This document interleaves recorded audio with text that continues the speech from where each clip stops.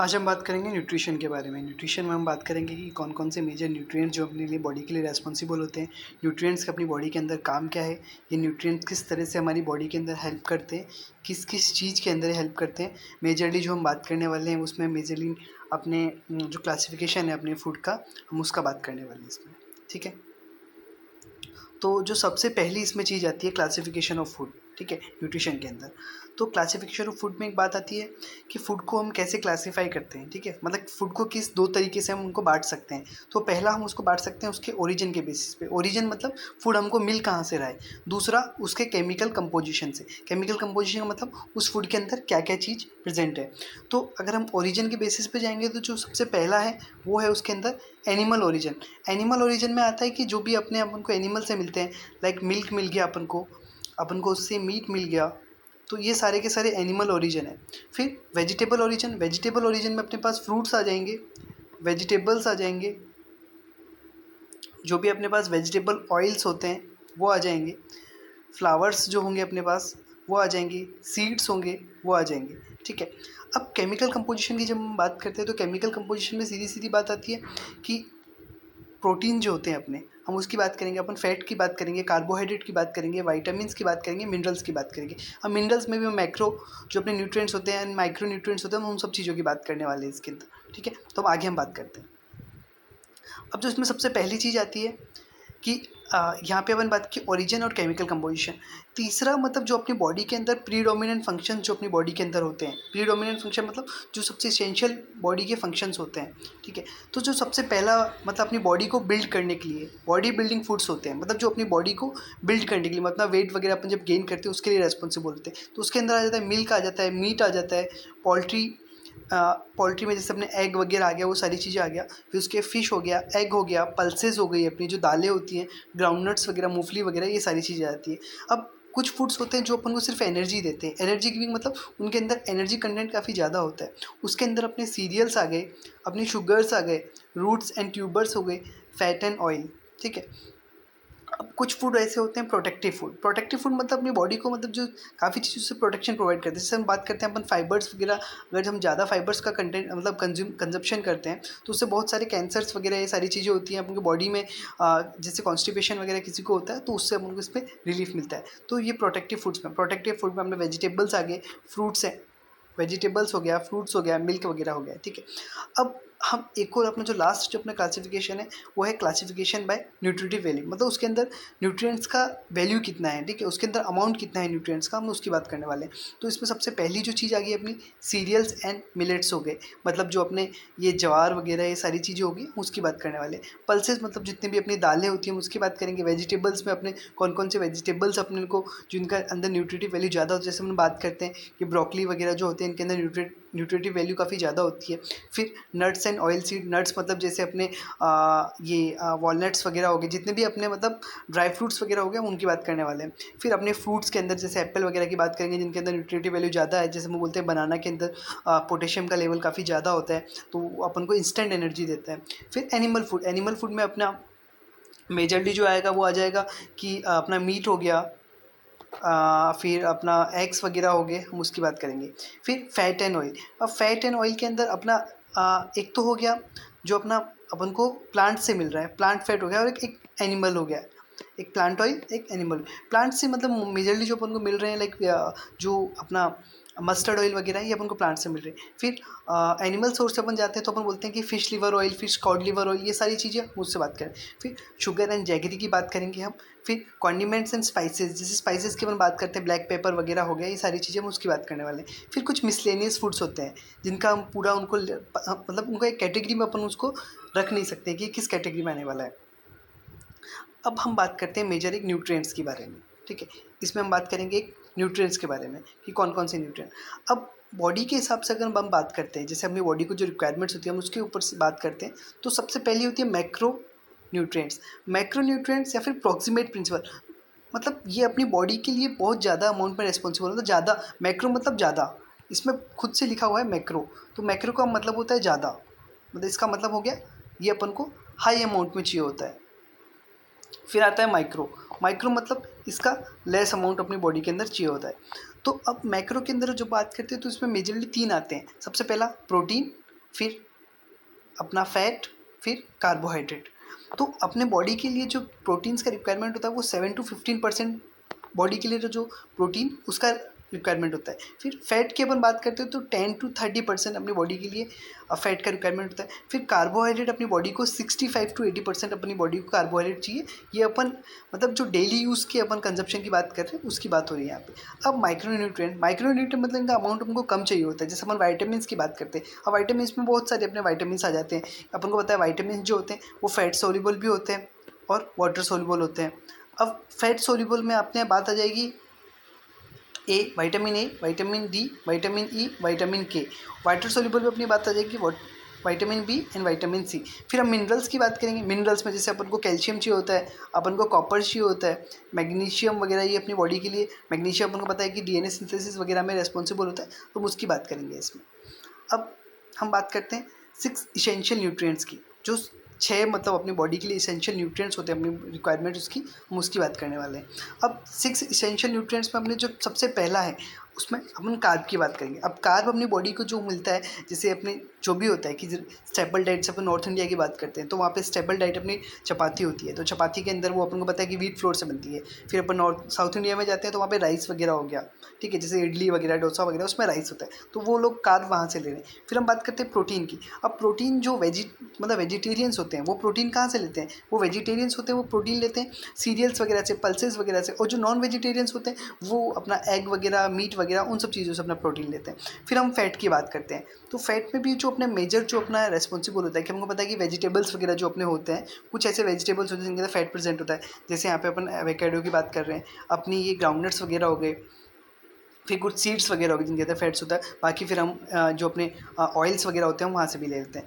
फिर जो बात करते हैं ये कार्ब्स, प्रोटीन एंड फैट, ये अपनी बॉडी के लिए मैक्रोन्यूट्रिएंट का काम करते हैं। फिर हम माइक्रोन्यूट्रिएंट पे आते हैं जिनका अमाउंट कम चाहिए होता है, उसके अंदर आ जाता है वाइटामिन्स एंड मिनरल्स। अब वाइटामिन्स हमको पता है कि वाइटामिन्स जो अपने ग्रीन लीफी वेजिटेबल्स होते हैं उसमें काफ़ी ज़्यादा वाइटामिन्स होता है। फिर अपने जितने भी सिट्रिक फ्रूट्स होते हैं उसमें विटामिन सी होता है। फिर हम मिनरल्स की बात करते हैं तो मिनरल्स के लिए हम चले जाते हैं चीज़ पर, फिशेस वगैरह में बात करते हैं कि फिशेस वगैरह में काफ़ी ज़्यादा नाइट्रोजन कंटेंट वगैरह ये सारी चीज़ें होती है। प्रोटीन काफ़ी अच्छा हमको मिल जाता है यहाँ से, तो ये वहाँ पर बात आ जाती है।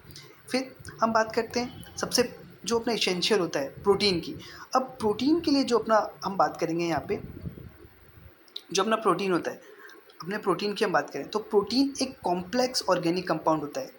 मतलब एक कॉम्प्लेक्स ऑर्गेनिक कंपाउंड होता है जो बॉडी बिल्डिंग में काम आता है, ठीक है, बिल्डिंग ब्लॉक्स बनाता है अपनी बॉडी के अंदर। मतलब काफ़ी छोटे छोटे इसके पार्टिकल्स होते हैं, वो अपनी बॉडी से मसल्स वगैरह मन बोलते हैं कि यार मसल्स किसी को बिल्ड करना है तो उसको प्रोटीन का कंजप्शन ज़्यादा चाहिए। जैसे जिम वगैरह में जो भी लोग जाते हैं तो वहाँ पर वो प्रोटीन का कंजप्शन अपना बढ़ा देते हैं। अब हम बात करते हैं प्रोटीन कहाँ कहाँ पे, जैसे अपना कार्बन हो गया, हाइड्रोजन हो गया, oxygen, nitrogen, sulphur, iron, phosphorus, इन सब के अंदर अपना क्या है, प्रोटीन का कंजप्शन ज़्यादा होता है। मतलब इनके अंदर प्रोटीन का अमाउंट ज़्यादा है। अब प्रोटीन का फंक्शन क्या है, अपनी बॉडी के अंदर प्रोटीन का फंक्शन क्या है, तो हम सबसे पहली बात आ गई कि ये बॉडी बिल्डिंग के लिए रेस्पॉन्सिबल होता है, ठीक है। Repair and maintenance of body tissue, जो भी टिश्यूज़ डैमेज हो जाता है, क्योंकि अपनी बॉडी के अंदर मोस्टली प्रोटीन ही है, जितने भी अपने टिश्यूज़ वगैरह हैं। फिर ऑस्मोटिक प्रेशर। अब ऑस्मोटिक प्रेशर की बात आती है तो अपन बात करते हैं कि जो अपने प्रोटीन्स होते हैं, प्रोटीन में भी 3 टाइप के अपन बात करते हैं। सबसे पहली होती है एक एल्बुमिन होता है, एल्बुमिन, फिर ग्लोब्यूलिन। अब जो ये एल्बुमिन होता है और ये ग्लोबुलिन, एल्बुमिन होता है वो अपनी बॉडी के अंदर ऑस्मोटिक प्रेशर मेंटेन करने का काम करता है। ग्लोबुलिन अपने बॉडी को डिफेंस प्रोवाइड करता है। यहाँ पे हमें बात आ जाएगा, जैसे यहाँ पे डिफेंस की बात करते हैं तो इम्यून सिस्टम के लिए अपना ग्लोबुलिन रेस्पॉन्सिबल है। अब सिंथेसिस ऑफ एंटीबॉडीज़, अपना जो प्रोटीन्स होता है उससे अपन एंटीबॉडीज़, क्योंकि एंटीबॉडीज़ एक तरह से एंजाइम वगैरह हो गया, तो वहाँ पे जो एंजाइम्स का प्रोडक्शन वगैरह है उसकी बात कर रहे हैं अपने यहाँ पे। तो synthesis of antibodies, plasma protein, haemoglobin, क्योंकि हीमोग्लोबिन की ग्लोबुलिन जो प्रोटीन होता है अपना वही हीम प्लस ग्लोबुलिन, तो हीमोग्लोबिन के अंदर प्रेजेंट है। एंजाइम, क्योंकि पता है कि जितने भी एंजाइम्स हो सारे के सारे प्रोटीन है। जितने हार्मोन्स अपने अंदर होते हैं, कोगुलेशन फैक्टर्स होते हैं जो ब्लीडिंग को रोकने के लिए रिस्पॉन्सिबल होते हैं, वो सारे के सारे प्रोटीन से बने होते हैं। तो अब यहाँ पे 1 ग्राम प्रोटीन से, अब जब हम बात करते हैं कि अगर कोई 1 ग्राम प्रोटीन ले रहा है तो उसको कितना किलो कैलोरी, मतलब 1 ग्राम प्रोटीन के अंदर कितना किलो कैलोरी एनर्जी मिलेगा। तो अगर 1 ग्राम कोई प्रोटीन लेगा, 1 ग्राम कोई प्रोटीन लेगा तो उसको 4 किलो कैलोरी 1 ग्राम से एनर्जी मिलेगा, ठीक है। मतलब अमाउंट काफ़ी कम है बट उतना कम नहीं है, ठीक है। मतलब तो प्रोटीन काफ़ी अच्छे अमाउंट में अपनी बॉडी को चाहिए होता है। अब बात करते हैं अमाइनो एसिड की। अब जो ये अमाइनो एसिड होते हैं, ये एक तरह से मतलब प्रोटीन से ही फर्दर हम इसकी बात करने वाले हैं। तो जो ये अमाइनो एसिड अपने बॉडी के अंदर रिस्पॉन्सिबल होते हैं, तो अमाइनो एसिड 2 टाइप के होते हैं। एक होता है अपना एसेंशियल अमाइनो एसिड और एक होता है अपना non essential amino acid. Non essential amino acid, तो जो नॉन एसेंशियल होते हैं, मतलब एक एसेंशियल का मतलब हो गया, एसेंशियल अमाइनो एसिड का मतलब हो गया कि जो अपनी बॉडी के अंदर, एसेंशियल का मतलब हो गया कि अपनी बॉडी के अंदर जो नहीं बनते हैं, मतलब अपनी बॉडी के अंदर नहीं बनते, तो उनको बाहर के किसी सोर्स से, मतलब आउटर सोर्सेज से लेना पड़ता है। मतलब उनको अपन को फूड वगैरह में अपन को ऐड करना होगा। अब जो नॉन एसेंशियल होते हैं, नॉन एसेंशियल वो अपनी बॉडी के अंदर बनते हैं। ये अमाइनो एसिड होते हैं जो अपनी बॉडी के अंदर बनते हैं, तो इनको अपन को बाहर से लेने की ज़रूरत नहीं है, अपनी बॉडी के अंदर हो जाता है इनसे। तो अपनी जो मेन हम बात करने वाले हैं वो हम बात करेंगे किसकी, इसेंशियल अमाइनो एसिड की। इसेंशियल अमाइनो एसिड, क्योंकि इसेंशियल अमाइनो एसिड जो होते हैं वो अपने बॉडी के अंदर बनते नहीं हैं, तो इसलिए हम उनको कहाँ से लेना होगा, बाहर के सोर्सेज से लेना होगा, आउटर सोर्सेज से लेना होगा, ठीक है।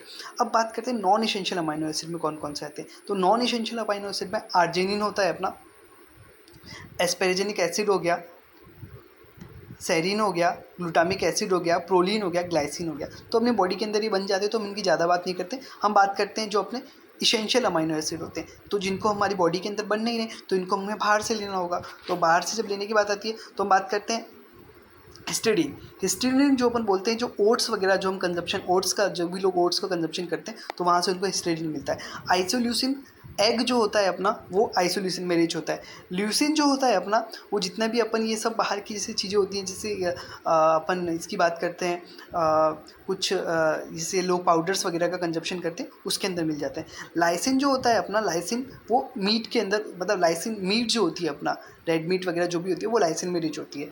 फिर जो अपना मिथ्योनिन होता है, वो अपने जितने भी अपन ये खाते हैं, लाइक नट्स वगैरह जितने भी कंजप्शन करते हैं, उसके अंदर मिथ्योनिन रिच होता है। फिनाइल एनिलीन जो होता है अपना, जो अपनी ये मटर का दाल होता है, मटर जो अपन जिसको बोलते हैं, पीस वगैरह के अंदर ये फिनाइल एनिलीन काफ़ी ज़्यादा होता है। फिर जो अपना थ्रीनिन होता है, वो ग्रीन लीफी वेजिटेबल्स में ज़्यादा होता है। ट्रिप्टोफेन जो अपना होता है, वो चीज़ वगैरह में ज़्यादा होता है। वैलिन जो हो गया वो अपना, वो ये अपने जो लाइक चटनीज़ वगैरह जो अपन कंजप्शन करते हैं, उसमें ज़्यादा होता है। तो जो इसेंशियल अमाइनो एसिड है, जब हम उसकी बात करेंगे, तो उसके अंदर जो लिस्ट आती है वो आती है histidine, phenylalanine, lysine, methionine, threonine, valine, isoleucine, leucine and tryptophan, ठीक है। तो इसको अगर किसी को याद करना है कि कैसे है, तो इसेंशियल मतलब कोई भी अगर बंदा हंस रहा है, कोई भी बंदा हंस रहा है, मतलब वो इसेंशियल हंसना उसके लिए। फिनाइलएलिन अपने घर वगैरह अपन जब उसका कंस्ट्रक्शन करते हैं, तो उसके लिए फिनाइलएलिन काफ़ी, मतलब फिनाइल रिस्पॉन्सिबल होता है। लाइसिन, उसको अपन लहसुन से याद कर सकते हैं। जो अपना लहसुन होता है, गार्लिक होता है, वो अपनी घर मतलब डेली रिक्वायरमेंट के लिए रिस्पॉन्सिबल होता है, तो उससे इसेंशियल अमाइनो। मिथ्योनिन, अब मिथ्योनिन को अपन ऐसे याद कर सकते हैं, जो तो अपना मिथुन है, मिथुन चक्रवर्ती, उसकी मूवीज़ वगैरह हैं, तो उसके हम ज़्यादा देखना पसंद करते हैं, इसेंशियल है तो वैसे हो गया। थ्रियोनिन, जैसे अपन पहले पढ़ते थे, थ्रियो आइसोमेरिज्म वगैरह वाला, तो मुझसे याद कर सकते हैं। वेलाइन, तो इसको बेलन से याद कर सकते हैं, जो अपना बेलन होता है जिससे हम रोटी बनाते हैं, तो वो अपने लिए इसेंशियल होता है। आइसोल्यूसिन, जैसे यहाँ पे लाइसिन लहसुन के लिए रिस्पॉन्सिबल है, उसी तरह से आइसोल्यूशन मतलब एक ये वापस इसमें लहसुन वगैरह। फिर ल्यूसिन है तो आइसोलेशन भी है। फिर ट्रिप्टोफैन, तो हर कोई ट्रिप पर जाना पसंद करता है, तो ट्रिप पर जाना इसेंशियल होता है, तो ये हमको वहाँ से याद हो गया। अब हम बात करते हैं सोर्सेज की, ठीक है। तो जो अपना ये इसेंशियल अमाइनो एसिड, इनका सोर्सेज क्या है, एनिमल सोर्सेज में जो हम बात करते हैं, तो इसके लिए इसका सबसे इम्पोर्टेंट जो सोर्स है एनिमल में, तो मिल्क हो गया। फिर मीट, एग, चीज़, फिश, पोल्ट्री, पोल्ट्री में अब ये एग्स वगैरह आ जाते हैं। फिर हम वेजिटेबल सोर्स की बात करते हैं, तो उसमें pulses and legumes, cereals, beans, nuts, oil seed cake, ठीक है। तो इसके अंदर ये सारे के सारे इसेंशियल अमाइनो एसिड में रिच होते हैं। अब जब हम बात करते हैं सप्लीमेंट्री एक्शन ऑफ प्रोटीन, तो प्रोटीन का सप्लीमेंट्री एक्शन क्या है, तो अब हम कुछ हमारी ऐसी डाइट्स होती हैं, ठीक है, तो उसके अंदर एक अमाइनो एसिड, अपनी कुछ ऐसी डाइट होती है जो हम डाइट कंजप्शन करते हैं, उसके अंदर एक अमाइनो एसिड कम होता है, मतलब किसी के अंदर कोई अमाइनो एसिड कम होता है, किसी के अंदर कोई अमाइनो एसिड ज़्यादा होता है। जैसे हम बात करते हैं राइस एंड दाल की, राइस एंड दाल की, तो राइस एंड दाल जो होता है वो एक कंप्लीट प्रोटीन होता है, ठीक है। राइस एंड दाल एक कंप्लीट प्रोटीन होता है, तो यहाँ पे ये एनिमल जो सोर्स होता है राइस एंड दाल, जो एनिमल सोर्स जो होता है उसके बराबर रेस्पेक्ट, जैसे मीट वगैरह अगर कोई एग का कंजप्शन करे तो जितना वो उससे प्रोटीन ले रहा है, अगर तो कोई वेजिटेरियन है अगर वो राइस एंड दाल का कंजप्शन करेगा तो उसको उतना ही प्रोटीन मिल जाएगा। अब यहाँ पे इसका कंजप्शन क्या है कि राइस जो होना चाहिए वो ज़्यादा, क्योंकि हर किसी को पता है राइस हर कोई ज़्यादा कंजप्शन करेगा और जो प्रोटीन का कंजप्शन थोड़ा कम करेगा। तो 3:1 और 4:1 के कॉम्बिनेशन में जब अगर कोई लेगा राइस एंड दाल को तो एक कंप्लीट प्रोटीन है वो एक कंप्लीट प्रोटीन है। क्योंकि जो अपने सीरियल्स हैं, ठीक है, सीरियल्स के अंदर लाइसिन एंड थ्रेओनीन कम होता है, सीरियल्स के अंदर lysine and threonine amino acid वो कम होता है, बट जो अपनी पल्सेज होती हैं उसके अंदर मिथ्योनिन कम होता है। बट अगर कोई इन दोनों को लेगा, ठीक है, क्योंकि पल्सेस रिच होती है लाइसिन एंड थ्रेओनीन में और जो अपना सीरियल्स हैं वो रिच होता है किसमें, मिथ्योनिन में। तो अगर कोई इन दोनों को एक साथ में लेगा तो जो लिमिटिंग अमाइनो एसिड, मतलब जो एक वैल्यू अगर किसी में कम आ रही थी तो उसकी वैल्यू दूसरे ने ज़्यादा कर दी, तो वहाँ पे उसको कंप्लीट प्रोटीन मिल गया उसकी डाइट में। अब हम बात करते हैं फ़ैट की जो सबसे पहले अपन बात करते हैं। अब यहाँ पे फ़ैट से अपन बात करते हैं किसकी, घी की।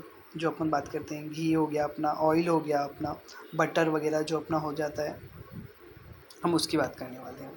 तो यहाँ पे फ़ैट जो होता है, जो हम बात करते हैं कि जैसे सर्दियों में हम बात करते हैं तो अपना कोकोनट ऑयल वगैरह होता है, वो हम बात करते हैं वो जम जाता है। तो फ़ैट सॉलिड होता है रूम टेम्परेचर पे, मतलब जो रूम टेम्परेचर है उसमें फ़ैट सॉलिड होता है। और अगर वो ऑयल है, मतलब फ़ैट जो होता है जैसे अपन बात करते हैं कि अपना घी वगैरह होता है वो अगर अपन रूम टेम्परेचर पे रखते हो तो जमा हुआ रहता है। बट जैसे अपन मस्टर्ड ऑयल की बात करते हैं तो वो उसमें लिक्विड फॉर्म में रहते हैं वो, तो वो ऑयल है, ठीक है, यहाँ पे सीधी बात होगी।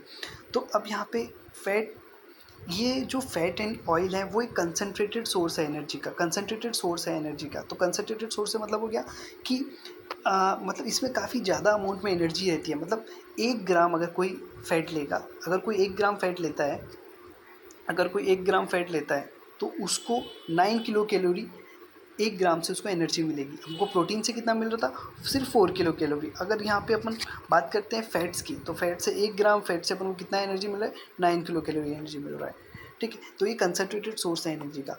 अब जो फैट होता है, जैसे हम फैट की बात करें घी का, तो ये रूम टेम्परेचर पे सॉलिड होता है, बट जो ऑयल होता है वो रूम टेम्परेचर पे लिक्विड फॉर्म में रहता है। जैसे अपन बात करते हैं मस्टर्ड ऑयल, हमने देखा होगा, तो मस्टर्ड ऑयल लिक्विड फॉर्म में रहता है, और बट अपना जो घी होता है, वो सॉलिड फॉर्म में होता है। अब क्लासिफिकेशन में आते हैं, इसकी क्लासिफिकेशन कैसे है। तो इसकी क्लासिफिकेशन में सिंपल लिपिड जो होते हैं वो ट्राइग्लिसराइड होते हैं, वो सिंपल लिपिड्स होते हैं। अब कंपाउंड लिपिड मतलब फॉस्फोलिपिड, उसके अंदर एक और कंपाउंड होता है, फॉस्फोलिपिड वगैरह की बात करते हैं, फॉस्फोरस वगैरह उनसे रिच होता है। फिर डेराइव लिपिड मतलब जो कंपाउंड लिपिड से डेराइव्ड हो, मतलब उनको डेराइव किया जाता है, कंपाउंड लिपिड जिनको डेराइव किया जाता है वो होते हैं अपने डेराइव लिपिड, मतलब कोलेस्ट्रॉल, ठीक है।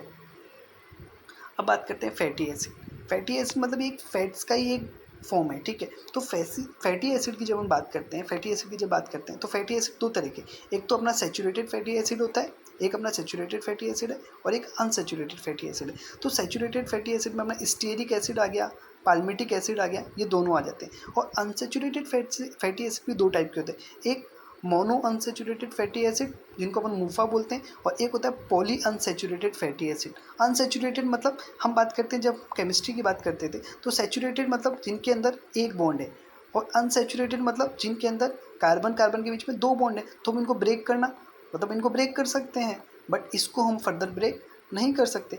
तो ये तो अपना हो गया कौन सा, सैचुरेटेड फैटी एसिड, और इसके अंदर ये हो गया अपना अनसैचुरेटेड फैटी एसिड, ठीक है।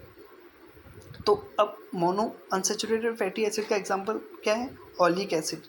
मोनो अनसैचुरेटेड का एग्जांपल क्या है, ऑलिक एसिड। और जो अपना पॉली अनसैचुरेटेड फैटी एसिड है उसका लिनोलिक एसिड और अल्फा लिनोलिक एसिड, ठीक है। तो यहाँ पे अब जब अपना फैट था, अब ये मतलब फैटी एसिड बना कैसे, तो अपना कोई ये फैट है, हम जब फैट का अपन क्या करेंगे, हाइड्रोलाइसिस करेंगे। अपन हाइड्रोलाइसिस मतलब वाटर की प्रेजेंस में हम उनको ब्रेक डाउन करेंगे, तो यहाँ पे अपन को क्या मिलेगा, फैटी एसिड, हमको क्या मिलेगा, फैटी एसिड प्लस ग्लिसरॉल, हमको क्या मिलेगा, फैटी एसिड प्लस ग्लिसरॉल। अब हम बात करते हैं इसेंशियल फैटी एसिड। अब इसेंशियल फैटी एसिड वो होते हैं कि जो अपनी बॉडी के अंदर सिंथेसाइज नहीं होते। इसेंशियल फैटी एसिड वो होते हैं जो अपनी बॉडी के अंदर सिंथेसाइज नहीं होते।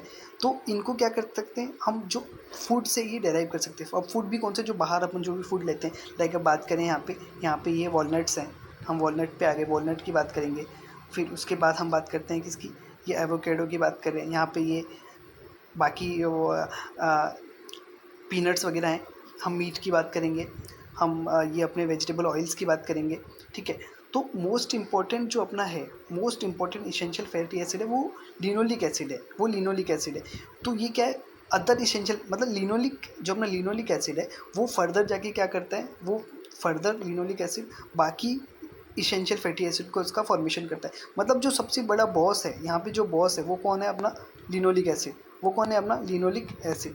अब लिनोलिक एसिड है वो फर्दर क्या करेगा, दूसरे फैटी एसिड को बनाएगा, मतलब लिनोलिक एंड आर्किडोनिक एसिड, ठीक है। तो अब बात करते हैं कि हम dietary source of essential fatty acid, ठीक है। तो अपन को लिनोलिक एसिड कहाँ कहाँ से मिलता है, लिनोलिक एसिड हमको कहाँ कहाँ से मिलता है। तो लिनोलिक एसिड के लिए हमको सैफ्लावर ऑयल हो गया, वहाँ पे 73% उसके अंदर लिनोलिक एसिड है। कॉर्न ऑयल हो गया, सनफ्लावर ऑयल हो गया, सोयाबीन ऑयल हो गया, सीसम oil, groundnut oil, mustard oil, palm oil, coconut oil. तो सबसे ज़्यादा जो अपन बात करते हैं वो किसकी बात करेंगे यहाँ पे, अपना जो सैफ्लावर ऑयल होता है उसके अंदर 73% होता है एसेंशियल फैटी एसिड, मतलब किस चीज़ का, लिनोलिक एसिड की परसेंटेज उसकी मैं बात करी, ठीक है।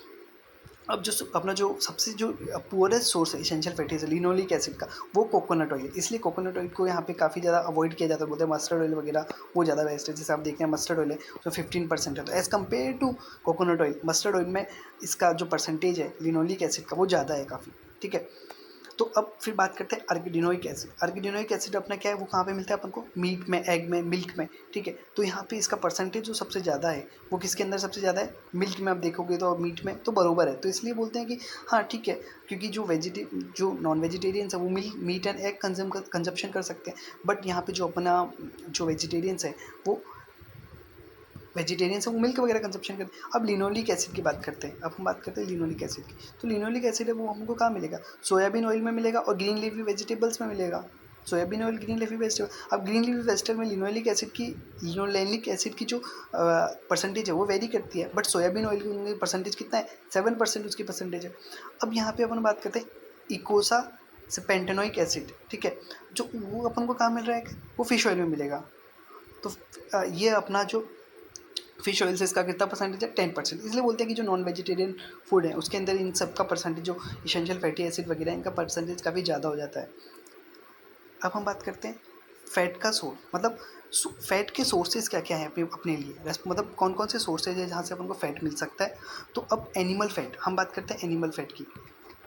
तो जो एनिमल फैट है वो अपन को कहाँ से मिल सकता है, हमको घी से मिल सकता है, बटर से मिल सकता है, मिल्क, चीज़, एग, फैट और फैट ऑफ मीट, मतलब मीट एंड फिश। मतलब जो काफ़ी अपन जो बात करते हैं जो बड़ी बड़ी फिशेज़ जो होती हैं उनके अंदर काफ़ी ज़्यादा फैट भी होता है, तो वहाँ से हमको एनिमल फैट मिल सकता है। अब वेजिटेबल फैट, जो वेजिटेरियंस है उनके लिए रेस्पॉन्सिबल है, तो वेजिटेरियंस के लिए जो वेजिटेबल फैट है वो कहाँ से मिलेगा उनको, ग्राउंडनट से मिलेगा, मस्टर्ड से मिलेगा, सीसेम से मिलेगा, कोकोनट वगैरह से। बात करते हैं कि जैसे कभी ग्राउंडनट को हम अगर 2 फिंगर्स के बीच में रख के उसको प्रेस करते हैं तो हम देखते हैं कि उसके अंदर थोड़ा ऑयल निकल रहा है, तो वही उसके लिए फैट है।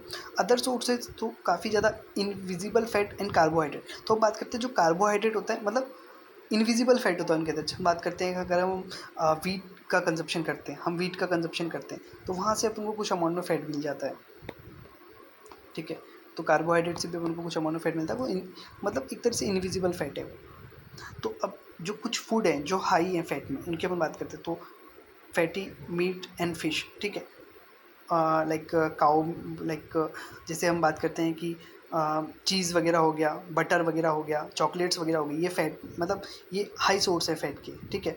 नट्स एंड सीड्स हो गया, एवोकाडो हो गया, हम उसकी बात करेंगे। अब फैटी मीट्स, मतलब फैटी मीट मतलब जैसे हम बात कर रहे हैं कि लाइक अपना कोई गॉट है तो वो गॉट काफ़ी ज़्यादा बड़ा है, उसके अंदर फैट काफ़ी ज़्यादा है, तो वहाँ से हमको काफ़ी ज़्यादा फैट मिल सकता है। लाइक पिग वगैरह हो गया, वहाँ से हमको काफ़ी ज़्यादा फैट, वो काफ़ी फैटी होते हैं, तो उनका जो फूड होता है, मतलब उनका जो मीट है वो हाई फैट है उनके अंदर। अब विजिबल एंड इनविजिबल फैट की बात करते हैं, हम बात करते हैं इसकी विजिबल एंड इनविजिबल फैट की। तो विजिबल जो फैट होता है अपना, विजिबल फैट होता है, और एक कौन सा फैट है अपना, एक अपना हो गया इनविजिबल फैट। तो ठीक है, तो जो विजिबल फैट है, जो अपना विजिबल फैट है, तो visible fat are those that are separated from the natural source. मतलब विजिबल फैट वो होते हैं जो जो नेचुरल सोर्स से हमको मिल रहा है, मतलब उनको उनको खा रहे हैं तो हमको पता लग रहा है कि उसके अंदर फैट है, लाइक घी, ठीक है, और कुकिंग ऑयल, ठीक है, और नट्स वगैरह, तुमको पता है इनके अंदर फैट है। तो इनको क्या कर सकते हैं, इनका जो हम एस्टिमेट कर सकते हैं, जब इनका इंटेक करते हैं तो उनको पता लग जाता है हमने कितना फैट कंजप्शन किया है। बट इनविजिबल फैट वो होता है, इनविजिबल फैट वो होता है मतलब वो हमको पता नहीं लगता है कि हम ये फूड खा रहे हैं तो इसके अंदर फैट भी होगा क्या। तो कुछ लोग होते हैं जो बोलते हैं कि नहीं, उनका वेट काफ़ी ज़्यादा है तो वो इन चीज़ों से उनका वेट बढ़ जाता है, ठीक है। उनको इनविजिबल फैट को अवॉइड करना चाहिए। तो ये कहाँ पे मिलते हैं, हर जो भी हम कुछ भी खा रहे हैं, ऑलमोस्ट ऑल आर्टिकल, मतलब फूड का कोई भी सोर्स है वहाँ पे हमको इनविजिबल फैट मिल ही जाता है। लाइक सीरियल्स हो गया, पल्सेस हो गया, नट्स हो गया, मिल्क हो गया, एग हो गया, इसके अंदर हमको इनविजिबल फैट मिलता है। तो इनके जब इनका इंटेक करते हैं, ठीक है, तो इनके इनटेक करने से मतलब इनकी जो कंजप्शन है, मतलब किसी को अगर फैट एक लिमिटेड अमाउंट में खाना है तो अगर वो इनका कंजप्शन कर रहा है, लाइक वो सीरियल्स खा रहा है, पल्सेस खा रहा है, तो इनका वो मतलब एस्टिमेट नहीं कर पाएगा कि इसने कितना फैट कंजप्शन किया है, ठीक है। अब हम बात करते हैं किसकी, मतलब फैट का फंक्शन क्या है अपनी बॉडी के अंदर। फैट का फंक्शन अपनी बॉडी के अंदर बात करते हैं, मतलब फंक्शन ऑफ फैट। तो फैट हम बात करेंगे एक तरह से, अपन को फैट से क्या है, ये फैट है, ठीक है। तो फैट से वो अपनी बॉडी का क्या करेगा, टेम्परेचर वगैरह रेगुलेट करने में काम आ जाएगा। अपनी बॉडी को वो क्या करेगा, मतलब प्रोटेक्शन करवाएगा। कुछ ऐसे हार्मोन्स होते हैं जो स्टेरॉइड वगैरह बनते हैं, उनकी बात करेंगे। तो एक तो ये क्या है, हाई सोर्स ऑफ फूड है, हाई एनर्जी फूड है, क्योंकि अपन को प्रोटीन से जब हम बात कर रहे थे, हम प्रोटीन की बात किया तो उससे अपन को 4 किलो कैलोरी मिला, ठीक है। अब जब कार्ब की बात किया तो उससे भी हमको उतना नहीं मिला, 5 के आसपास ही मिला। बट जब हम बात करेंगे फैट की तो 1 ग्राम से अपन को 9 किलो कैलोरी एनर्जी मिलता है। अब यहाँ पे क्या है, vehicle for fat soluble vitamin. अब ये कुछ अपने फैट सोल्यूबल वाइटामिन होते हैं, लाइक ए डी ई के जो होता है उनके लिए क्या है, एक व्हीकल है, मतलब एक तरह से फैट उसका एक व्हीकल है जिनको ट्रांसपोर्ट करने में हेल्प करता है। हम बात करें अपने जो ऑर्गन्स होते हैं, अपनी बॉडी के अंदर ऑर्गन्स होते हैं, हार्ट हो गया, तो उसके सराउंडिंग में फैट का एक लेयर होता है ताकि उसको वो एक प्रोटेक्शन प्रोवाइड करता है। तो ये विसरा को सपोर्ट करके रखता है, अपनी जो विसरा है, जो इंटरनल ऑर्गन्स है उनको सपोर्ट करके रखता है। सबक्यूटेनियस फैट होते हैं, जैसे मैंने टेम्परेचर की बात की, यहाँ पे टेम्परेचर की बात की, तो इंसुलेशन प्रोवाइड करता है। पैलेटेबिलिटी ऑफ फूड, मतलब कुछ कुछ फूड ऐसे होते हैं जिनका उनका टेस्ट बढ़ जाता है, मतलब जिनका उसका टेस्ट बढ़ जाता है, जिसे हम फैट के साथ लेते हैं तो उनका टेस्ट थोड़ा बढ़ जाता है। Essential fatty acid from vegetable sources, तो इसेंशियल फैटी एसिड अपनी बॉडी के लिए रिस्पॉन्सिबल है। पूफा, ये कुछ हार्मोन जो अपने होते हैं, प्रोस्टाग्लैंडिन वगैरह, जैसे मैंने बात की, कुछ हार्मोन्स में हेल्प करता है, तो प्रोस्टाग्लैंडिन की हेल्प होगी। फिर अपने कोलेस्ट्रॉल जो हो गया वो फैट से बनता है, तो यहाँ पे क्या करते हैं, जो कोलेस्ट्रॉल होता है वो मेम्ब्रेन वगैरह, जैसे नर्वस टिश्यू होता है, स्टेरॉयड हार्मोन होता है, तो उनको उनके लिए रेस्पॉन्सिबल होता है कोलेस्ट्रॉल, उसके लिए उनके सिंथेसिस के लिए रेस्पॉन्सिबल होता है, उनके सिंथेसिस के लिए रेस्पॉन्सिबल होता है। अब हम बात करते हैं किसकी, यहाँ पे हाइड्रोजिनेशन। अब हाइड्रोजिनेशन का मतलब हो गया कि जो अपना फैट है, यहाँ पे जो अपन फैट की बात कर रहे हैं, ठीक है, उस फैट में अपन कुछ ऐसा अमाउंट, कुछ ऐसी चीज़ें ऐड करें, ऐसी चीज़ें ऐड करें, उससे वो क्या होगा, वो वनस्पति ऑयल में बन जाएगा। जैसे अपने जो वेजिटेबल्स ऑयल्स होते हैं अपन बात करते हैं, जो डालडा जिसके अपन बात करते हैं, ठीक है, जो डालडा जो अपनी काफ़ी ज़्यादा हार्मफुल होता है अपनी बॉडी के लिए। अनसेचुरेटेड को सैचुरेटेड में, क्योंकि अनसेचुरेटेड में क्या है, डबल बॉन्ड, अगर उसमें हाइड्रोजनेशन करेंगे तो सिंगल बॉन्ड में कन्वर्ट हो जाएगा। फिर इसेंशियल फैटी एसिड को वो ख़त्म कर देगा। हाइड्रोजनेशन से क्या होता है, इसेंशियल फैटी एसिड होते हैं वो लॉस हो जाते हैं, क्योंकि हाइड्रोजनेशन में अपन उसको क्या करते हैं, टेम्परेचर काफ़ी ज़्यादा बढ़ा के रखते हैं, उसको कुछ उसमें ऐसे कंटेंट ऐड करते हैं, ठीक है। तो यहाँ पे क्या करते हैं, इसके अंदर फैट सोल्यूबल विटामिन जो होते हैं उसके अंदर हाइड्रोजनेशन से सारे के सारे चले जाते हैं, इसलिए अपन बोलते हैं जो डालडा होता है उसका कंजप्शन नहीं करना चाहिए। अब बात करते हैं जो अपना एनिमल प्रोटीन होता है, जो भी अपना एनिमल प्रोटीन होता है, लाइक अपना जो हम बात करते हैं एनिमल प्रोटीन में बात आती है, मीट की बात आती है, एग बात आती है, जिसमें लाइक तो वो रिच होते हैं इसेंशियल फैटी अमाइनो एसिड के अंदर। जो एनिमल का जो प्रोटीन होगा वो बहुत इसेंशियल अमाइनो एसिड में रिच होगा। अब वेजिटेबल ऑयल्स वो किस में रिच होते हैं, इसेंशियल फैटी एसिड के अंदर रिच होते हैं। जो वेजिटेबल ऑयल होते हैं वो किसके अंदर रिच होते हैं, इसेंशियल फैटी एसिड के अंदर रिच होते हैं। इसीलिए तो हम बात करते हैं कि कोई फ़िश वगैरह का कंजप्शन कर रहा है तो उसको बोलते हैं कि वो मस्टर्ड ऑयल वगैरह में उसको फ्राई करना चाहिए, तो उनको इसेंशियल अमाइनो एसिड भी मिल गए, इसेंशियल फैटी एसिड भी मिल गए, ठीक है। अब यहाँ पे हम बात करते हैं कार्बोहाइड्रेट की। अब जो कार्बोहाइड्रेट होता है, कार्बोहाइड्रेट मतलब जो भी कार्ब, जिस भी अमाउंट में सबसे ज़्यादा अपनी बॉडी को जो रिस्पॉन्सिबल होता है, 65 to 80% हम अपनी बॉडी के अंदर कार्ब ले रहे हैं, ठीक है। तो कार्ब के अंदर स्टार्च आ गया, अपना शुगर आ गया, सेल्यूलोज आ गया, ठीक है। तो अपना जो स्टार्च होता है, जो हम बात करते हैं, जो ट्यूबर जितने भी होते हैं, लाइक अपने जो पोटैटो हो गया अपन बात करते हैं, उसके अंदर स्टार्च काफ़ी ज़्यादा होता है। रूट्स मतलब जैसे हम बात करते हैं तो लाइक जितना भी रूट्स में आ गया, लाइक अपना रेडिश हुआ, अपना कैरेट वगैरह, ये सारी चीज़ें। फिर सीरियल्स में अपना काफ़ी ज़्यादा स्टार्च होता है। सीरियल्स में लाइक हम बात करते हैं तो राइस वगैरह जो अपना हो गया, व्हीट हो गया, इसके अंदर काफ़ी ज़्यादा स्टार्च होता है। फिर हम बात करते हैं शुगर। तो शुगर में मोनोसेकेराइड मतलब जिनको फर्दर अपन ब्रेक डाउन नहीं कर सकते, जिनका डाइसेकेराइड अगर वो ब्रेक होंगे तो वो 2 शुगर के पार्टिकल देंगे। अब डाइसेकेराइड में मतलब अपना कैसा हो गया कि जो अपना गैलेक्टोज हो गया, ग्लूकोज प्लस फ्रक्टोज, ये सारे के सारे। जो ग्लूकोज हो गया वो सिर्फ क्या है, वो मोनोसेकेराइड है। ग्लूकोज क्या है, एक मोनोसेकेराइड है। जो सेल्यूलोज होता है वो अपन को कहाँ मिलता है, डाइटरी फाइबर के अंदर मिलता है। इसकी हम आगे बात करेंगे। तो यहाँ पे क्या है, जो अपना कार्बोहाइड्रेट है वो मेन सोर्स ऑफ एनर्जी है, क्योंकि हम सबसे ज़्यादा अमाउंट में कार्बोहाइड्रेट ही लेते हैं। अब ये यहाँ पे इतने सारे ये कार्ब हैं, यहाँ पे इतने सारे कार्ब हैं, लाइक अपने ये ये ट्यूबर्स हैं, ये ग्रीन लीफी वेजिटेबल्स हैं, ये बनाना है, तो इसके अंदर काफ़ी ज़्यादा कार्ब मिलता है। बीट रूट वगैरह हो गया, फिर यहाँ पे ये ओट्स वगैरह हो गए, इनके काफ़ी ज़्यादा अमाउंट में कार्ब मिलता है। जितने फ्रूट्स वगैरह होते हैं उनके अंदर काफ़ी ज़्यादा अमाउंट में कार्ब मिल जाते हैं हमको। ये फ्रूट्स हैं, ये नट्स वगैरह, ड्राई फ्रूट्स वगैरह, इनके अंदर काफ़ी ज़्यादा अमाउंट में अपन को कार्ब मिल जाता है। जितने भी वेजिटेबल्स होते हैं, तो यहाँ पे ऑक्सीडेशन ऑफ फैट, ये जो अपना कार्ब होता है ये रेस्पॉन्सिबल होता है फैट के ऑक्सीडेशन के लिए, और ये नॉन एसेंशियल होता है, मतलब एक तरह से नॉन एसेंशियल अमाइनो ये फैट्स मिलता है इसके अंदर अपन को। अब बात करते हैं ग्लाइसेमिक इंडेक्स की। अब ग्लाइसेमिक इंडेक्स क्या होता है, ग्लाइसेमिक इंडेक्स फूड का डिफाइन होता है, जो ग्लाइसेमिक इंडेक्स होता है फूड का वो डिफाइन होता है एरिया अंडर विच, मतलब जब हम किसी भी फूड को लेते हैं।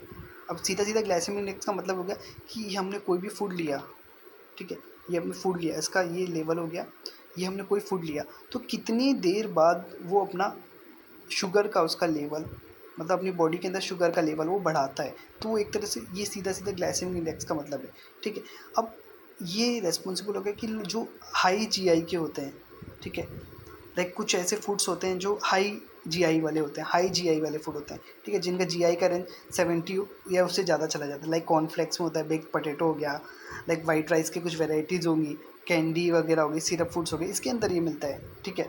और लो जीआई के कुछ हो गए, तो ये जितने भी फ्रूट्स वगैरह अपन खाते हैं उसके अंदर उनका जीआई होता है वो 55 से कम होता है उसका रेंज, ठीक है।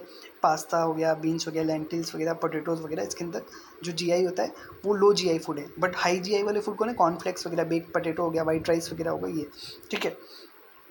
तो जो हाई जीआई वाले जो फूड होते हैं, जो हाई जीआई वाले फूड होते हैं वो क्या करते हैं, काफ़ी जल्दी से डाइजेस्ट हो जाते हैं और एब्जॉर्ब हो जाते हैं, ठीक है। तो जब जल्दी से डाइजेस्ट और एब्जॉर्ब होंगे तो वो शुगर का लेवल ब्लड के अंदर, ब्लड जब जैसे उनको खाएंगे तो उनका शुगर का लेवल क्या करेगा, वो एकदम से बढ़ेगा, जैसे इसका बढ़ा एकदम से ऐसे बढ़ेगा और फिर कम हो जाएगा, ठीक है। लेकिन यहाँ पे क्या करते हैं, यहाँ पे कंट्रोल, डायबिटीज़ को हम कंट्रोल कर सकते हैं, क्योंकि अगर ज़्यादा एकदम से बढ़ेगा, ठीक है, तो जैसे बोला जाता है कि जो डायबिटिक जो पेशेंट्स होते हैं उनके अंदर जो वो लेते हैं वो हाई जीआई वाले फूड लेते हैं ताकि वो जल्दी से डाइजेस्ट हो जाए और एब्जॉर्ब हो जाए तो उनको एनर्जी तुरंत मिल जाए, ठीक है। अब हम बात करते हैं डाइटरी फाइबर की। तो यहाँ पे हम बात करते हैं डाइटरी फाइबर की। तो जो डाइटरी फाइबर है, ठीक है, ये क्या करते हैं, ये एडिबल पार्ट, मतलब प्लांट के कुछ ऐसे पार्ट होते हैं जिनको हम खा नहीं सकते हैं, ठीक है।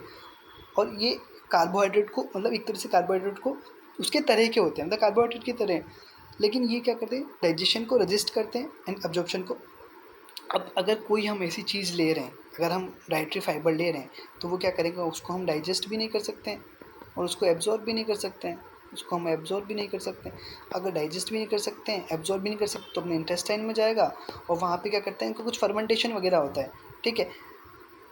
वहाँ पे क्या होगा, उसका फर्मेंटेशन होगा विद कंप्लीट और partial fermentation in the human large intestine. जब लार्ज इंटेस्टाइन उनका फर्मेंटेशन होगा कुछ बैक्टीरिया वगैरह के लिए, उसके वो रेस्पॉन्सिबल होता है। तो उसका फंक्शन क्या है, लैक्सेशन। लैक्सेशन मतलब जैसे जिनको हम बात करते हैं कि कुछ लोगों को कॉन्स्टिपेशन की दिक्कत होती है तो वहाँ पे ये डाइटरी फाइबर उनकी रेस्पॉन्सिबल है, क्योंकि वहाँ लैक्सेशन देगा। लैक्सेशन मतलब जो स्टूल होगी उसको वो क्या करेगा, थोड़ा लाइक जैसे हार्ड स्टूल थी उसको सॉफ्ट करेगा, ठीक है।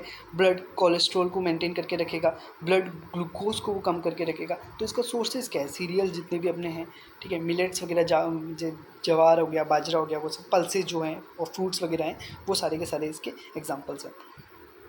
अब ये है, अपने से बात करते हैं डाइटरी फाइबर्स के सोर्सेज के बारे में।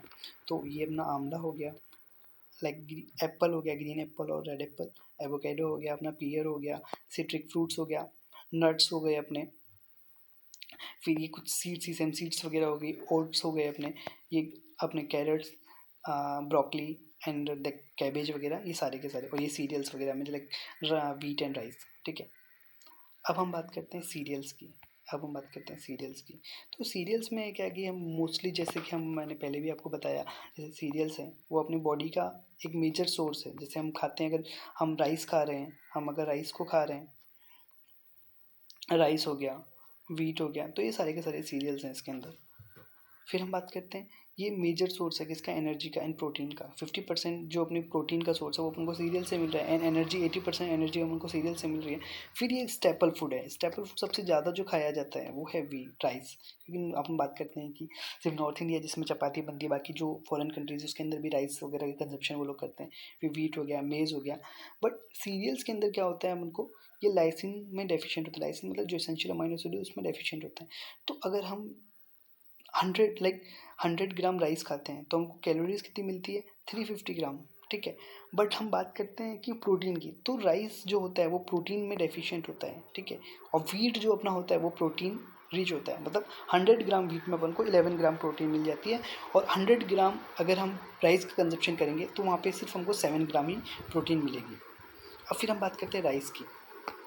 तो जो राइस है तो इसके अंदर विटामिन बी कॉम्प्लेक्स के जो विटामिन होते हैं, मतलब विटामिन बी कॉम्प्लेक्स जो होता है उसका वो काफ़ी अच्छा सोर्स होता है। मेजरली जो हम बात करते हैं थियामिन की, ठीक है, जो थायमिन होता है वो काफ़ी ज़्यादा होता है।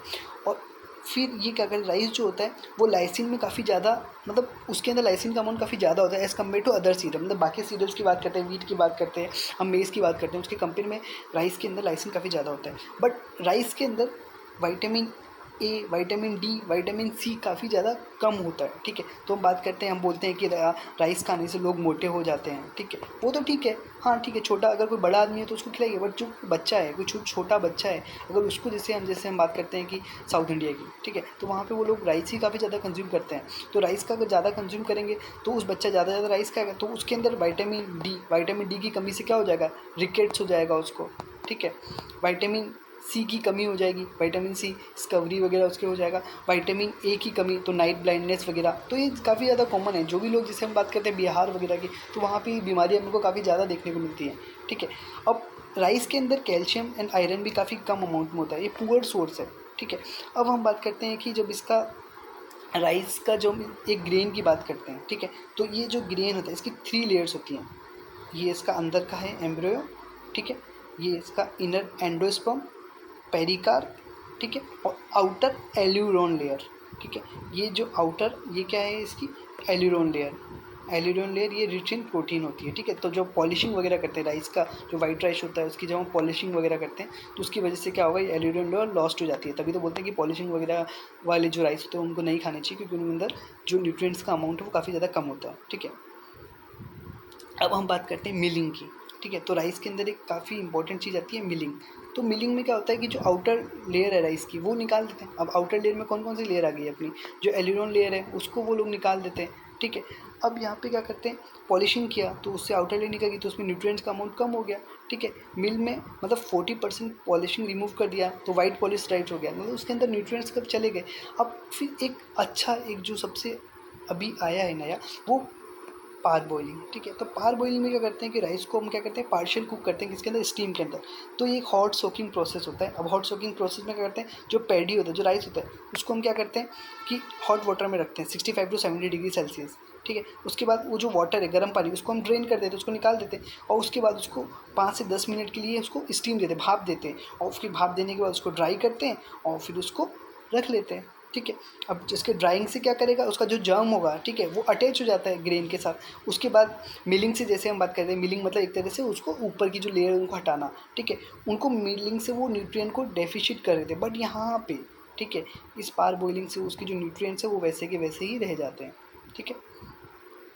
अब हम बात करते हैं जो वाइट पॉलिश्ड राइस होता है, जो वाइट पॉलिश्ड राइस होता है और पार बॉइल्ड राइस होता है। तो वाइट पॉलिश्ड राइस होता है, उसमें मिलिंग करेंगे तो उसमें 40% उसकी मिलिंग से, मतलब उसका न्यूट्रिएंट्स चले गए। बट यहाँ पे क्या करते हैं उसको, ठीक है, यहाँ पे उसको पार्शियल कुकिंग करते हैं पार बॉइल्ड में, ठीक है। अब यहाँ पे क्या करते हैं, जब पॉलिशिंग करते हैं, उसकी मिलिंग करते हैं, तो वहाँ पे 75% thiamine and 65% riboflavin and niacin चला जाता है, और 15% प्रोटीन उसका लॉस्ट हो जाता है। क्योंकि हमने बात की थी जो आउटर लेयर है एल्यूरोन लेयर, उसी के अंदर प्रोटीन है सारा का सारा, और तो इसका पुअर न्यूट्रिटिव वैल्यू होगा। और बट ये क्या करते हैं इसकी, जैसे हमने ये देखो तो यहाँ पे ये जो है वाइट राइस है, तो यहाँ पे काफ़ी ज़्यादा अट्रैक्टिव लगेगा क्योंकि वाइट कलर में है, तो इसकी पॉलिशिंग कर दिया उन्होंने। अब यहाँ पे क्या कर सकते हैं, बेरी बेरी कॉज कर सकता है क्योंकि इसके अंदर प्रोटीन का अमाउंट कम है। और इसका जो जैसे वाइट राइस होता है उसका हमने बात की थी, तो हाई GI इंडेक्स होता है उसका, ठीक है, ग्लाइसेमिक इंडेक्स काफ़ी ज़्यादा होता है। अब पारबोइल्ड राइस की बात करते हैं। अब यहाँ पे क्या करते हैं, इसके जो न्यूट्रिएंट्स हैं वो वैसे के वैसे ही रहते हैं, इसके न्यूट्रिएंट लॉस्ट नहीं होते हैं, इसके न्यूट्रिएंट वैसे के वैसे ही रहते हैं। इसका जब वाइट राइस के कंपेयर में इसका न्यूट्रिटिव वैल्यू भी काफ़ी ज़्यादा होता है। अब यहाँ पे क्या करते हैं, ये इंसेक्ट वगैरह के लिए काफ़ी ज़्यादा रेजिस्टेंस होता है। यहाँ पे देखिए ये पारबोइल्ड राइस है, ठीक है। अब यहाँ पे इसका जो स्टार्च है वो जेलेटिनाइज्ड हो जाता है, तो इसकी शेल्फ लाइफ होती है थोड़ी बढ़ जाती है, इसलिए इसको हम ज़्यादा लंबे टाइम तक रख सकते हैं। बट इसका डिसएडवांटेज क्या है, इसका जो ऑर्डर होता है, ठीक है, थोड़ा इसमें स्मेल अजीब सा आता है। बट यहाँ पे इसको क्या कर सकते हैं हम, कुछ जो मॉडर्न मेथड है उनसे इसको अपन रिड्यूस कर सकते हैं, ठीक है। अब हम बात करते हैं वीट की। वीट मतलब जो अपना गेहूँ होता है, हम उसकी बात करते हैं अभी, ठीक है। तो ये कार्बोहाइड्रेट का एक कंटेंट होता है, ठीक है। अब वीट एक कार्बोहाइड्रेट का सोर्स हमको सबको पता है, but as compare to rice, ठीक है, इसके अंदर बाकी न्यूट्रिएंट्स काफ़ी ज़्यादा होते हैं, ठीक है। तो एक वोल ग्रेन वीट फ्लोर होता है, ठीक है, जिसमें विटामिन बी होता है, वो काफ़ी ज़्यादा अच्छा होता है माइक्रो न्यूट्रिएंट्स के कंपेयर में एज़ कम्पेयर टू मैदा मतलब रिफाइंड वीट फ्लोर है वो, ठीक है। तो जितना ज़्यादा वाइट होगा वो उसके अंदर उतने ही माइक्रो न्यूट्रिएंट्स ख़त्म हो जाएंगे। जैसे हम शुगर की बात करते हैं वो काफ़ी ज़्यादा रिफाइंड है, तो उसी तरह से वो होगा। जैसे हम बात करते हैं लाइक जो अपना मैदा फ्लोर होता है जिसको अपन लाइक उसके अंदर भी क्या करते हैं वो लोग, जैसे ये लोग यूज़ करते हैं जिसको लाइक जो स्ट्रीट वेंडर्स होते हैं, जो अपने स्ट्रीट फूड होता है उसके अंदर काफ़ी ज़्यादा रोट कर, जिसको अरारोट बोलते हैं, तो वो सारा, ठीक है। बट वीट के अंदर लिमिटिंग अमाइनो एसिड कौन सा है, लाइसिन एंड थ्रियोनिन, और इसका लो जीआई इंडेक्स होता है, तो ये डायबिटिक डाइट मतलब डायबिटीज़ वाले को भी हम दे सकते हैं। राइस का हाई जीआई होता है तो डायबिटीज़ वालों को देना अवॉइड करते हैं, बट वीट को हम उनको दे सकते हैं। बट ये कॉन्ट्रा इंडिकेटेड था ग्लूटीन सेंसिटिविटी, कुछ ऐसे बच्चे होते हैं जिनके अंदर ग्लूटीन की सेंसिटिविटी होती है, उनको उससे एलर्जी हो जाता है, या फिर सीलिक कोई डिजीज़ है, तो उसके अंदर भी हम क्या करते हैं, वीट को नहीं देते हैं। अब हम बात करते हैं मेज़ की। जो अपना मेज़ होता है वो क्या करता है, इसके अंदर नियासिन की डेफिशिएंसी होती है। जो अपना मेज़ होता है उसके अंदर नियासिन की डेफिशिएंसी होती है, बट मेज़ ट्रिप्टोफेन में मतलब उसको ट्रिप्टोफेन नहीं होता है मेज़ के अंदर, तो यहाँ पे ल्यूसिन का जो एक्सेस होता है या एग्रीवेट नियासिन डेफिशिएंसी। बट यहाँ पे क्या करते हैं कुछ लोग, अगर मेज़ को खाएंगे तो उसके अंदर नियासिन की डेफिशिएंसी हो जाएगी, अगर और ल्यूसिन का एक्सेस मतलब जो ये एसेंशियल अमाइनो एसिड है, ठीक है, इसका जब ज़्यादा अमाउंट होगा तो उसकी वजह से क्या करेगा, उसके अंदर नियासिन की डेफिशिएंसी हो जाएगी। सॉरी। अब हम बात करते हैं मिलेट्स की। मिलेट्स में जो अपने पास आते हैं सबसे पहले, तो वो कौन कौन से मिलेट्स आते हैं, jowar, bajra, ragi, kodo, minor millets like pseudo cereals वगैरह वो सब। तो 1 ग्राम मिलेट्स की जब हम बात करते हैं, जब मिलेट्स की बात करते हैं तो उसके अंदर देखिए आप कैलोरी कितना ज़्यादा है, इसके अंदर कैलोरी कितना ज़्यादा है, प्रोटीन भी काफ़ी ज़्यादा है, कैल्शियम काफ़ी ज़्यादा है। तो as compare to other cereals like wheat, rice, उनके कंपेयर में मिलेट्स को कंजप्शन उनका ज़्यादा आसान है क्योंकि इसके अंदर कैलोरीज भी मिल रही हैं, प्रोटीन भी मिल रही हैं, बट अदर अपन को क्या मिल रहे हैं, अदर न्यूट्रिएंट्स लाइक कैल्शियम उनको मिल रहा है। जैसे रागी वगैरह की बात करते हैं, तो जो रागी होता है वो एक चीपेस्ट मिलेट है, ठीक है, वो चीपेस्ट मिलेट है। तो रागी फ्लोर को क्या कर सकते हैं हम, डोसा, बॉल्स वगैरह, मतलब उनको मतलब वैसे इनको कंजप्शन में आसानी होती है, मतलब उसको वैसे कंज्यूम कर सकते हैं। तो इसके अंदर आयरन एंड कैल्शियम काफ़ी ज़्यादा होता है, और ये एक क्या करता है पॉपुलर वीनिंग फूड, मतलब जब उसको बच्चे को हम खाना स्टार्ट करते हैं, जब वीनिंग करवाते हैं बच्चे की आफ्टर 6 मंथ्स, ठीक है, जब वो 6 महीने तक उसको ब्रेस्ट फीडिंग करवाया हमने, और ब्रेस्ट फीडिंग के बाद जब वीनिंग करवाते हैं तो एक मतलब पॉपुलर रागी काफ़ी ज़्यादा वीनिंग मतलब उसको दिया जाता है, ये साउथ इंडिया में काफ़ी ज़्यादा फेमस है। फिर rich in essential amino acid, ragi के अंदर इसेंशियल अमाइनो एसिड भी ज़्यादा है, तो इसलिए हम भी उसको देते हैं। अब हम बात करते हैं पल्सेस एंड लेग्यूम्स की, ठीक है, जो दालें, जो अपनी बात होती है, हम दालों की बात करते हैं अभी। तो ये पल्सेस हैं, तो इसके अंदर ग्राम्स, दाल, पीस, बीन्स, तो इनकी बात करते हैं, तो rich in protein but inferior to animal, but लेकिन जैसे हम बात करते हैं मीट वगैरह, तो उसके कंपेयर में तो इसके अंदर पल्सेस में जो प्रोटीन होता है वो काफ़ी कम होता है। अब इसको इसलिए पल्सेस को पुअर मैन का मीट बोलते हैं। लिमिटिंग अमाइनो एसिड इसके अंदर मिथ्योनिन एंड सिस्टीन होता है, बट ये रिच होते हैं किसमें, मिनरल्स के अंदर, vitamin be like riboflavin, thiamine, और ये क्या करते हैं, पैलेटेबिलिटी ऐड करते हैं, मतलब उनको थोड़ा उसका टेस्ट बढ़ा देते हैं खाने का। अब यहाँ पे क्या करते हैं, जर्मिनेशन और फर्मेंटेशन से क्या करते हैं, विटामिन सी, ठीक है, लाइक हम जब बात करते हैं जर्मिनेशन, लाइक हम बोलते हैं कि जो स्प्राउट्स होते हैं उसके अंदर विटामिन सी को बढ़ाते हैं, ठीक है। तो यहाँ पे क्या करते हैं, जो क्योंकि ये जो पल्सेस होती हैं इसके अंदर विटामिन सी काफ़ी कम होता है क्योंकि इनको हम पता है कि सुखा कर रखते हैं इनको, ठीक है, वो काफ़ी टाइम तक पड़ा है, ये सीड है एक तरह से। तो जब इसके अंदर जब उनको जर्मिनेशन और फर्मेंटेशन करते हैं और विटामिन सी ऐड करते हैं तो इसकी वजह से क्या होता है, विटामिन बी का जो लेवल होता है वो बढ़ जाता है, लाइक राइबोफ्लेविन, थियामिन, ये बढ़ जाता है। इसलिए बोलते हैं कि इनको जर्मिनेशन मतलब इनके जो स्प्राउट्स वगैरह होते हैं उसके अंदर विटामिन सी ऐड करके खाने से मतलब काफ़ी ज़्यादा बेटर है एक तरह से, वो काफ़ी ज़्यादा हेल्दी है, उसके न्यूट्रिटिव वैल्यू काफ़ी ज़्यादा है। अब इसके अंदर पल्सेज एंड लेग्यूम्स के अंदर जो एंटी न्यूट्रिशनल फैक्टर होता है, फाइटेट्स एंड टैनेट्स होता है। बट ये क्या कर सकते हैं, जैसे फाइटेट्स एंड टैनेट्स होते हैं बट जितना ज़्यादा, क्योंकि हम बात करते हैं जो लेग्यूम्स वगैरह जो दाल वगैरह उनको काफ़ी ज़्यादा हीट करते हैं तो उसके वजह से डिस्ट्रॉय हो जाते हैं, इसलिए कच्चा दाल वगैरह नहीं खाना चाहिए। एंड ओलिगोसैकेराइड्स इसके अंदर प्रेजेंट होते हैं, वो फ्लैटुलेंस वगैरह कर सकते हैं, ठीक है। अब एक खेसरी दाल होती है जो हमको लाइक बिहार वगैरह में मिलती है, उसके वजह से लेथाइरिज्म हो सकता है। अब सोयाबीन की बात करते हैं, जो सोयाबीन होता है वो रिचेस्ट पल्स होती है, ठीक है, उसके अंदर 40% प्रोटीन होता है, 20% फैट होता है, 4% मिनरल्स। अब क्या कर सकते हैं, इस सोयाबीन को अपन दाल की तरह भी यूज़ कर सकते हैं, पाउडर मतलब आटे के साथ भी कुछ लोग यूज़ करते हैं, soya milk, curd, baby food में भी काफ़ी ज़्यादा आता है क्योंकि उसके अंदर प्रोटीन, फैट एंड मिनरल्स काफ़ी ज़्यादा है, ठीक है। तो जब हम सोयाबीन की बात करते हैं तो सोयाबीन में 430 कैलोरीज होती हैं 1 ग्राम में, एंड प्रोटीन 100 ग्राम में 430 कैलोरीज एंड प्रोटीन 43 ग्राम होता है। बाकी सीरियल्स की बात करते हैं तो उसके अंदर कैलोरीज 350 है एंड प्रोटीन हाफ है इससे, ठीक है। ये 100 ग्राम की बात हुई है, ये जो बात हुई है वो 100 ग्राम की बात हुई है। अब यहाँ पे हम बात करते हैं कि ये लेग्यूम लाइक सीरियल्स कुछ अपने लेग्यूम्स वगैरह हैं, दालें वगैरह हैं, ठीक है। लाइक ये अपनी जो ग्रीन मूंग दाल है अपनी, ठीक है, ये अपना चना दाल या फिर, और ये जो काला वाला उड़द का दाल है अपना, ठीक है। ये सीरियल्स की बात यहाँ पे हो गई है। लाइक यहाँ पे अपना ये चना हो गया, ये अपना चना दाल हो गया, ये अपना लाइक जो अपन बोलते हैं कि लाइक अब यहाँ पे ये ग्राम है, ठीक है, ये बंगाल ग्राम है। तो यहाँ पे जब बात करते हैं कि काबुली चना वगैरह हो तो इनमें काफ़ी ज़्यादा इनमें वेरिएशंस देखने को मिलते हैं, तो ये काफ़ी ज़्यादा रिच है कि प्रोटीन्स वगैरह के अंदर। ये सोयाबीन है, तो सोयाबीन एक रिचेस्ट सोर्स है, लाइक जो अब ये अपन बात करते हैं वो एक रिचेस्ट सोर्स है किस चीज़ का, प्रोटीन का, प्रोटीन भी मिला इसमें, कार्ब भी मिला और एसेंशियल मिनरल्स भी मिला। जो पीसीएम है वो तीनों इसके अंदर काफ़ी ज़्यादा अमाउंट में मिल जाता है। Thank you.